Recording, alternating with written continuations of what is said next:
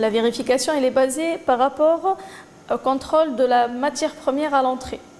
Donc, on a contrôlé la matière première à l'entrée.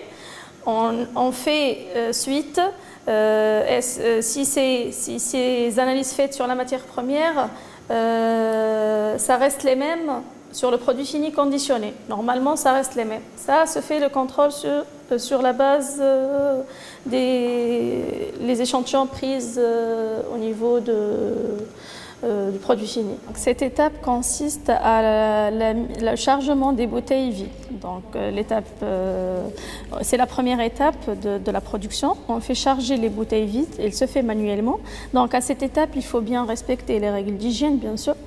Donc, il y a un contrôle journalier des ouvriers concernant l'hygiène.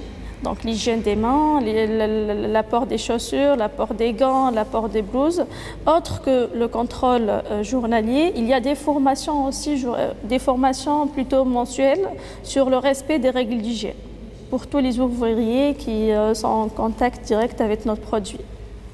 Au début, il y a des difficultés, oui, avec notre ouvrier de respecter un peu l'hygiène. Après, avec l'habitude et tout, ils vont bien respecter, sans discussion. Donc, à cette étape, c'est l'étape de la souffleuse, là où les bouteilles passent par la souffleuse pour être rincées. Donc, le rinçage se fait par l'air. Donc, bien sûr, à cette étape, l'air il est en contact avec la bouteille, donc à l'intérieur de la bouteille. Donc, il doit être essentiellement contrôlé. Donc, le contrôle se fait par la pression de l'air à la sortie de la souffleuse. Donc, comment ça? Donc, le contrôle du manomètre. Donc, l'étalonnage se fait sur notre plan d'étalonnage se fait une fois par an. Donc, on contrôle la pression de l'air à la sortie de la souffleuse. La pression, ça ne doit pas être inférieur à 4 bars, sinon la machine s'arrête. Donc, ce test, au cours de production, on fait ce test. Si la pression du manomètre descend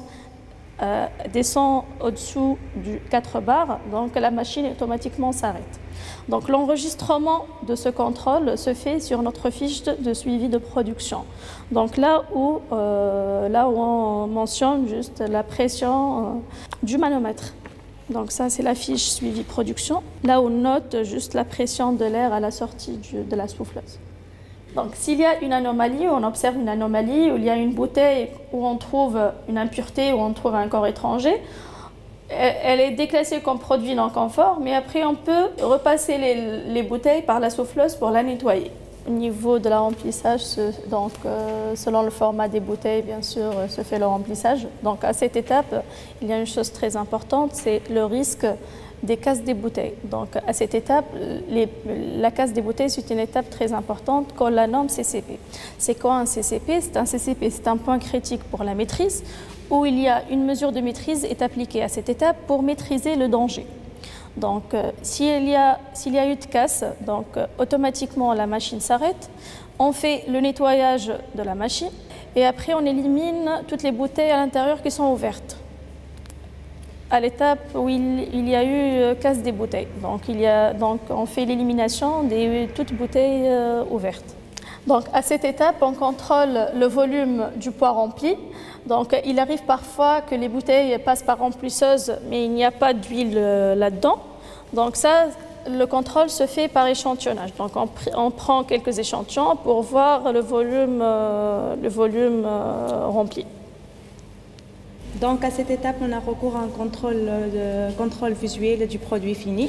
On va faire contrôler les bouchons, est-ce qu'il est endommagé ou non. Contrôle visuel sur les étiquettes. On va contrôler l'aspect des étiquettes. Est-ce qu'il est endommagé, est-ce qu'il est décalé, est-ce qu'il est propre ou non. Donc on va